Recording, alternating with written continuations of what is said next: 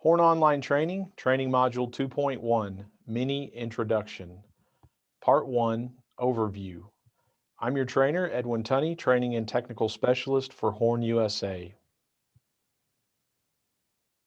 In this two-part training, we'll overview the Mini product line, we'll talk about the value-added features, the competitors, the success in the market.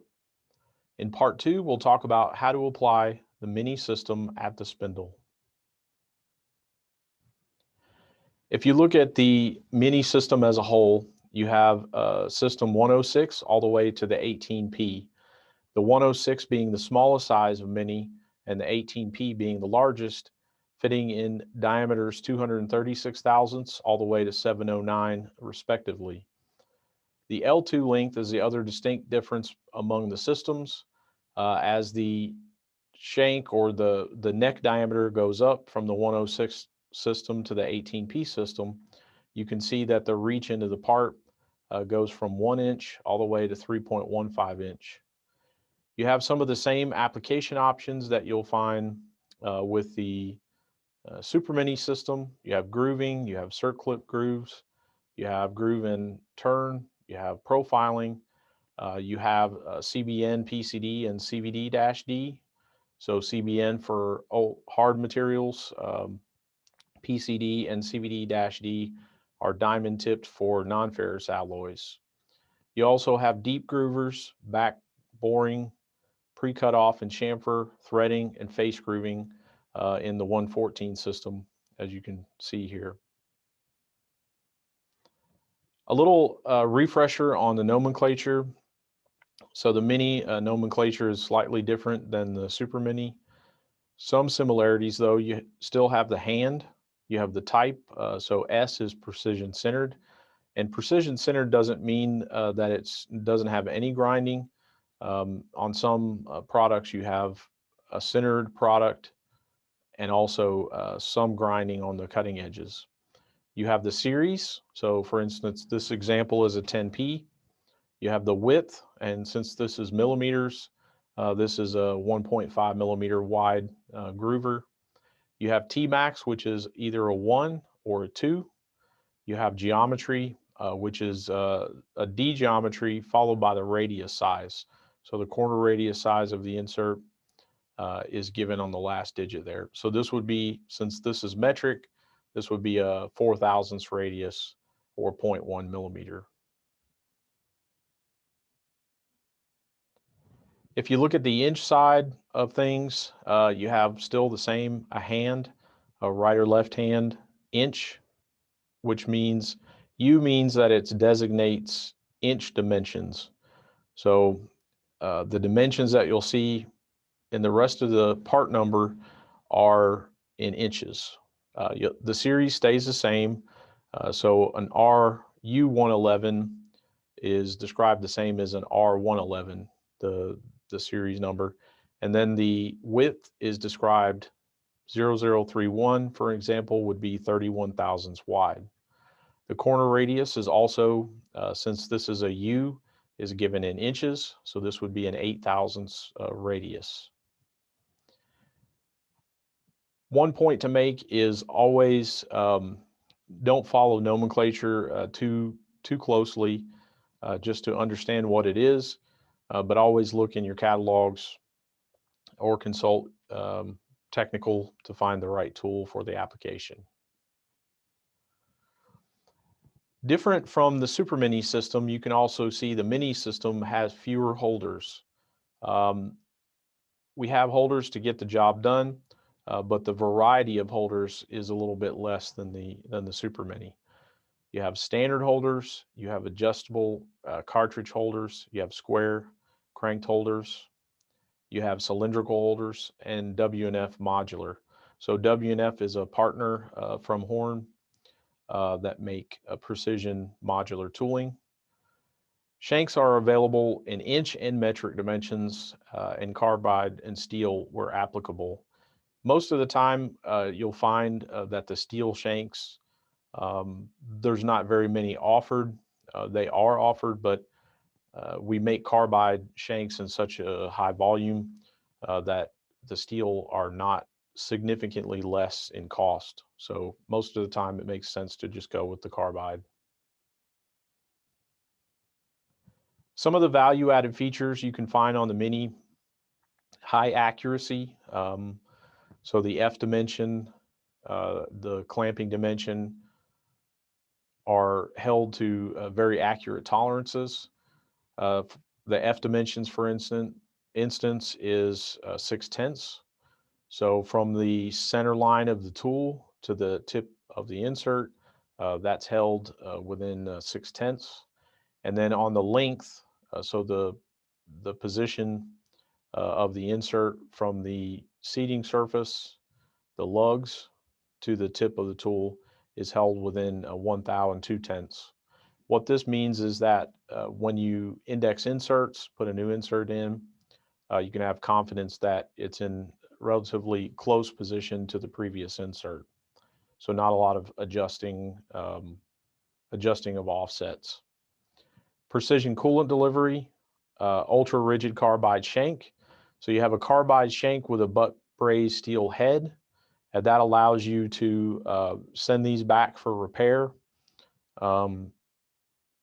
The steel will be put on new. We don't weld anything. So they'll put a brand new steel insert on the front, and so you get a like new tool. The inventory on the 108, 111, 114, and 116. So those inventory design to be a neutral holder with a handed insert. So that's the 108, 111, 114, and 116. Those all have a neutral holder with a handed insert. Some of the other features, for example, on the symmetric design, so the 108 series, which if I didn't mention it before, 108 means one cutting edge, and the 08 means it fits essentially an 8mm bore. The 111, the 114, and the 116, those are all symmetric designs. So you can see from the lug here, it's the same on both sides. They have low torque requirements, so 1 to 6 Newton meters, depending on the size of screw. On the other side of this, when you require more Tmax or T-fall max, depth max, you would use an asymmetric design. So the asymmetric design exists on the 106, the 107, the 10P, the 11P, and the 18P system. What that means is you have a handed holder and a handed insert. Right hand holder goes with right hand insert, left hand holder goes with left hand insert. Again, low torque requirements, 1 to 6 Newton meters, depending on the size of system. And with the asymmetrics, you have an increased Tmax. So you have options there to go deeper into a groove. Another quick look at the asymmetric and symmetric designs. So the 108, 111, 114, 116, those are symmetric. The 106, 107, 10P, 11P, and 18P, those are asymmetric. You can see here the design. So just to recap and make sure it's clear, the 108, 111, 114, and 116, those are symmetric designs, and that's a neutral holder. The 106, 107, 10P, 11P, and 18P, those are an asymmetric design lug, and those are a handed holder. For all intents and purposes, they work the same. You just have to pay attention to that handedness on the asymmetric and make sure you don't swap holders. For instance, an 111 insert does not work in an 11P holder. There are geometries offered within the Mini system. There are 2 of them. So you have a D geometry and also an R geometry. The D geometry is designed to provide chip control and grooving in stickier materials and prevent problems with chip hacking in the bore. The R geometry is designed to provide chip control when you're doing profiling operations. So D geometry for grooving, R geometry for profiling. The D and R are offered in 108 up to 18P. The 106 and 107 at this time do not have geometries available. So what's the difference in the horn product? As you can see, largest diameter range. So we cover from 236 to 709 as far as bore sizes. Superior application options. Simple handling. So pretty much a one-step handling once the holder is installed in the machine. And just the high variety of systems and applications.